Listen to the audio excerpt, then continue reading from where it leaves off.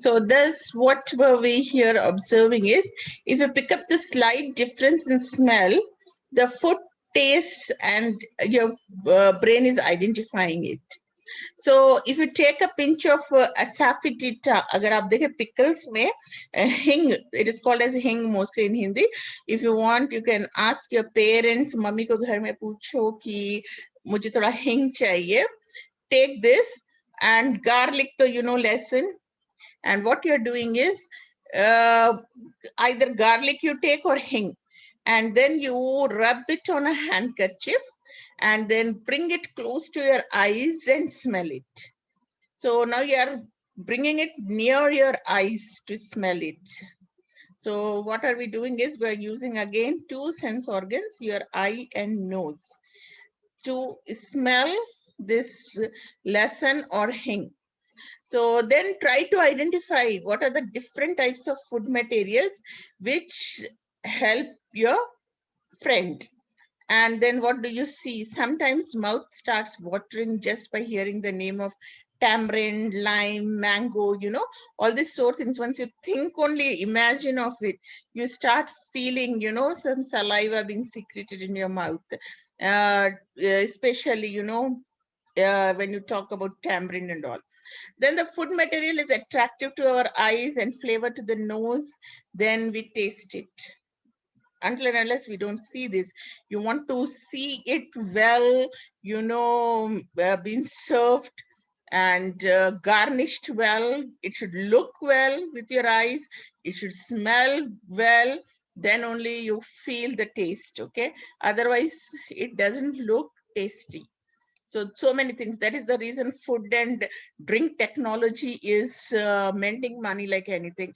You know, people, when you go to a restaurant, the same thing which you are cooking at home, you are getting it at highest price because of its display, and you feel like eating there. And if it is not displayed at your, if mama you cannot display it at home, you don't feel like eating it. Most of you have become habituated of eating it outside because of that. So therefore we eat, and our sight, nose, tongue for selecting food for digestion.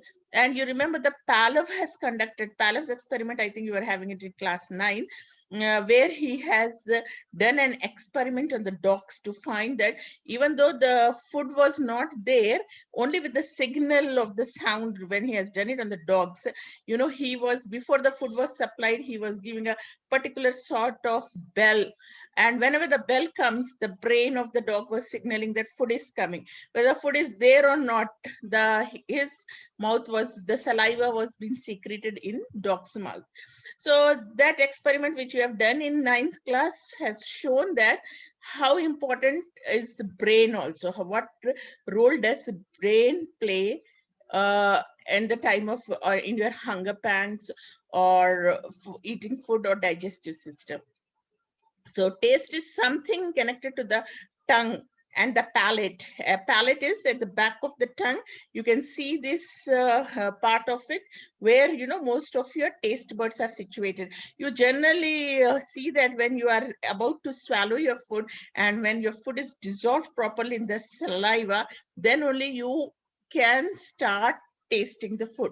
Observe all these things today. You know, you are rushing, running, you don't take proper time to chew your food, eat, and observe. Do all these observations, so you'll be able to recognize how your body is coordinating, how you, how are you getting messages from your brain to understand this all. These are the simple experiments which you can, observations, not only experiments. You are not doing any experiments. Observe these things on yourself and do these simple activities which you can do it in at home. You can put a sugar crystal over your tongue and your mouth and open and see that your tongue does not touch the palate. Now you're keeping your sugar here, no, it is not reaching your palate. So what is happening? The crystals on your tongue till you got the taste by using a stopwatch. You keep a stopwatch and see how much time it takes for you to taste the sugar. So when you are, what you're doing is, when your tongue is pressing against the palate, then only you getting the taste to put a drop of sugar solution on your tongue and using a dropper. So you can do it with the crystals, sugar crystal, you put it on your tongue and see the amount of time it takes for you to get that sweet taste. And then the second experiment, you do it with a sugar solution. Take a dropper and drop a sugar solution on your tongue and again test the time. I want you all to do this exercise and give me the data of the time taken for you to sense the taste of sugar with the sugar crystals and the sugar solution. So then you will be able to analyze how and can we taste on a dry tongue. As I told you, saliva is very important. Which way helps you to taste faster and why? You have to give me these answers. The taste can be identified easily when the tongue is pressed against the palate as he's doing it. If it is, then you know, opening of the taste buds. So this is helping when he's pressing, it's helping in opening of the taste buds and the substance that is being kept. So now we all know that how is it happening with the taste, or taste, nose is helping you, and mouth and tongue. So this is a very interesting table which could help you in understanding the entire cycle of your system of taste and eating.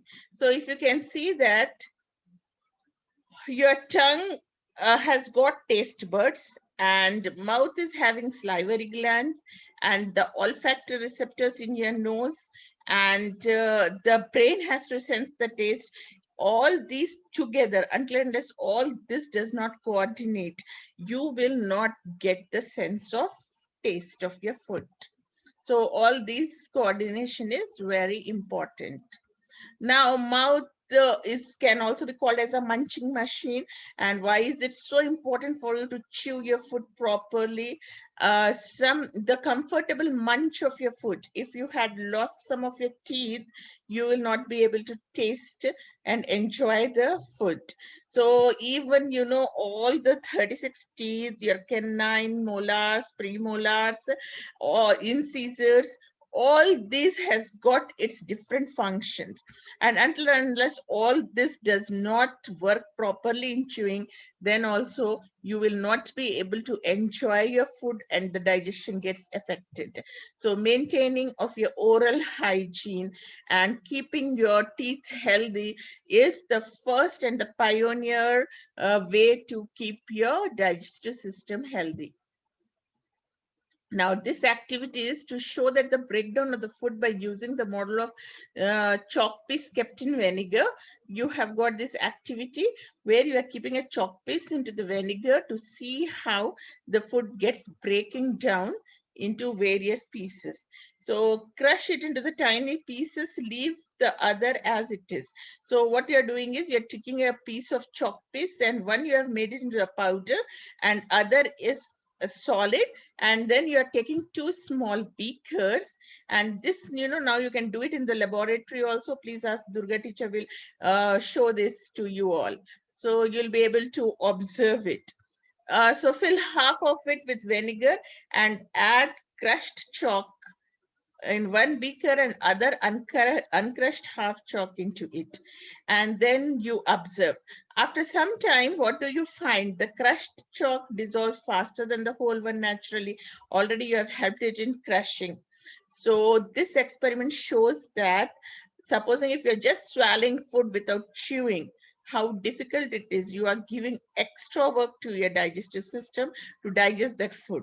Whereas if you chew it well, that needs that mechanical crushing as you grind the food, how it is, in a grinder. So you have to use your teeth for chewing it properly, grinding it, and this has to be sent, and then the saliva has to be secreted, and this salivary glands that secretes the saliva into the mouth has to mix up, and this is getting broken down into the tiny pieces, increasing the surface area for the action of the substances, and this is helping in digestion. So your digestion starts right from your mouth, from your teeth, your tongue, your salivary glands. Everything has to work in coordination to aid in digestion. Until and unless this is not coordinating with each other, any one aspect of it is also missing, then the process of digestion will get suffered.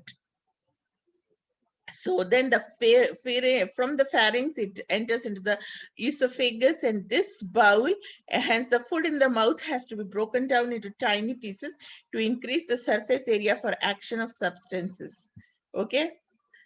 So how it is, this all you have already seen. So it's a revision for you, how the food gets digested inside your stomach, and then how the bile, pancreatic juice, insulin, all that is being secreted inside your body helps in digestion, peptin and all. So observe a model chart of the jaw. How are teeth arranged? All the teeth are similar in shape and size, you can see, but their functions are different. So dental formula is the basis of the figure, and try to guess what is your dental formula. How are these teeth being arranged inside? So what do you think could be the function of the scissors? In scissors, so the scissor help. You can just see that these are the two sharp, these are called as you can see here into the figure, this incisors. So this incisors helps in cutting of food into small pieces. And there is a set of teeth that helps in the grinding of food. Cutting is done by incisors, and premolar helps in the grinding of the teeth. Your premolar, generally you say piche ke molar and premolar you have. So these teeth, you can just see the position of molar and premolar. This helps in the grinding of the food. And at that there is a need to have even need to tear food certain times. Some hard food you are eating, that has to be teared. So canine helps in tearing the food. So you can see where the canines are situated into your mouth. That's been clearly shown. And check out whether you have got all this. You need to have these 30 to 16 teeth in the upper jaw and 16 in the lower jaw, and all 32 teeth. And your dental formula is, this is your dental formula, where you can check into it. Key one you have got how many incisors, canine, premolars, and molar. There are 4 types of teeth, and their arrangements are shown in this formula. So you can see that 2 by 2, 1 by 1, 2 by 2, and 3 by 3. They are in this fashion. This is your dental formula.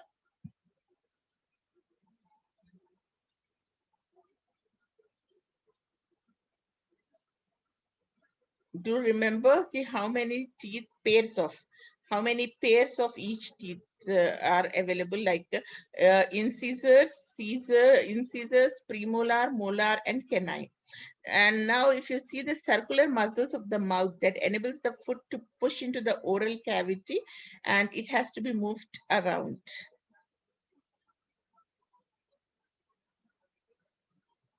So this figure shows you how your food is moving inside, and this swallowed food with the help of the teeth, how it is grinding and moving in. And the surface muscles of the jaws, it helps in biting, chewing action, and it moves the jaws up and down, forward, backward during food mastication. Only a lower jaw is movable. You just see how is it happening. Like, in a grinder, grinders are made based upon your teeth formula only. The blades that keeps revolving. So the teeth that are there in your lower jaw is movable. It moves, whereas upper jaw is fixed. So then only when you are moving this, and the food is being moved forward and backward during mastication, you will be able to grind it. And it helps, you can see that how this canines helps in cutting the food, grinding, while the tongue is also important. And this tongue does not move it, it does not, and it does not mix well with the saliva. This bolus cannot move inside your esophagus. It has to move. And then the fifth cranial nerve has been found to control the movement of muscles in your jaw, and your jaw muscles are also controlled. And to know that, let us do this. This activity was generally asked in your exams, this saliva, action of saliva on the floor. So let us do this, so that I think these many concepts, once you are thorough into it, the rest of the video I'll be sharing with you all in the next session. So till then, go through it and be prepared so that we can continue with the next part of coordination and linking.